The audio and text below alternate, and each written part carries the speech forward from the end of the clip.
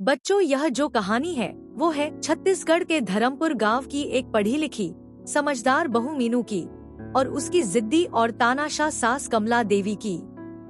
मीनू एक आत्मनिर्भर युवती थी जिसने शहर की नौकरी छोड़ अपने पति अमित और ससुराल वालों के लिए गांव में बसने का फैसला किया। वह चाहती थी कि घर परिवार साथ रहे और खुशहाल जिंदगी जिए, इसलिए उसने गांव में ही एक छोटी सी दुकान खोल ली थी ताकि वो अपने आत्मसम्मान के साथ घर भी चला सके। लेकिन कमला देवी को मीनू का यह आत्मनिर्भर होना बिल्कुल रास नहीं आता था। उन्हें लगता था कि एक बहू का काम केवल घर संभालना होता है। जब भी मीनू दुकान से थोड़ी देर से लौटती, कमला कुछ न कुछ ताना मारती। बहू तो वो होती है जो घर संभालती है, दुकानदारी नहीं करती। मीनू ने ना बहस की ना बदतमीजी, बस सास के कहे अनुसार अपनी दुकान भी बंद कर दी। लेकिन फिर भी कमला देवी का रवैया नहीं बदला। रोज रोज के तानों, पड़ोसियों के सामने अपमान और झूठी तारीफों से मीनू का मन टूटने लगा। उसका पति अमित बीच में पड़ता, लेकिन कमला की मीठी बातें और झूठे आंसू अमित को मीनू की बातों तक पहुंचने ही नहीं देते थे। मीनू ने बहुत सहा, लेकिन उसके अंदर की शक्ति और शांति बनी रही। वो सुबह सुबह उठकर घर के सारे काम करती, मंदिर साफ करती और कभी उफ तक नहीं करती। फिर भी कमला देवी कहती, इन फूलों को पानी कौन देगा, देख कैसे मुरझा गए हैं। मीनू ने धीरे से जवाब दिया, आप भी पानी डाल सकती हैं ना। बस इतना सुनते ही कमला भड़क गई और पूरे गांव के सामने तमाशा करने लगी। कमला ने सबको इकट्ठा किया, अपनी झूठी बहू की शिकायत की और बताया कि कैसे उसके जमाने में सास की सेवा सर्वोपरि होती थी। लेकिन मीनू अब चुप नहीं रही। उसने कहा, आपके जैसी बहू कोई हो ही नहीं सकती। अब देखिए ना, मैं आपकी तरह आपकी परम पूज्य सास की बरसी कैसे करती हूँ।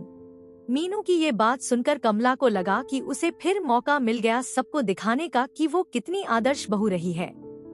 बरसी के दिन कमला देवी ने पूरे गांव को न्योता दिया, चश्मा, तस्वीर और पूजा की हर चीज खुद सजाई। लेकिन कमला को क्या पता था कि आज उसका असली चेहरा सबके सामने आने वाला है। जैसे ही पूजा शुरू हुई, पूरे घर में धुआं फैल गया, हवा का रुख बदला और कमरा भयानक सन्नाटे में डूब गया। तभी चश्मा जो तस्वीर के सामने रखा था, हवा में उड़ता हुआ मीनू की आंखों पर आ गिरा और तभी मीनू की आवाज बदल गई।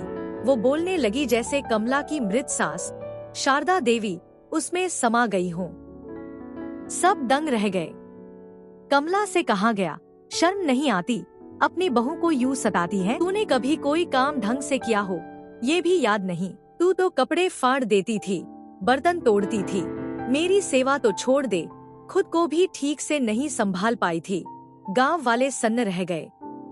जो कमला खुद की तारीफें करती फिरती थी, उसकी सारी सच्चाई उसकी अपनी सास की आत्मा ने सबके सामने रख दी। मीनू जिसके अंदर शारदा देवी थी, उन्होंने वहीं रखा झाड़ू उठाया और बोली, जिस पर तूने हाथ उठाया था ना, आज उसका हिसाब देना होगा। अब कमला भाग नहीं सकती थी। कमर का दर्द जो था, जैसे ही झाड़ू कमला के पैरों पर पड़ा, वो चिल्ला उठी, मेरी कमर टूट गई। लेकिन गांव की दादी बोली, यह भी तेरा नाटक है। सबने कमला को समझाया कि अब अगर उसने मीनू को परेशान किया तो अंजाम अच्छा नहीं होगा।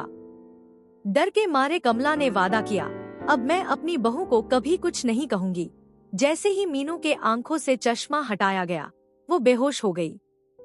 फिर जब उसे होश आया, अमित ने उसे पूरी घटना बताई और कमला का बदला रवैया देख मीनू को एक राहत की सांस मिली। आखिर मीनू ने मुस्कुराकर सोचा, बड़ी सासू माँ का चश्मा ही असली जादू था।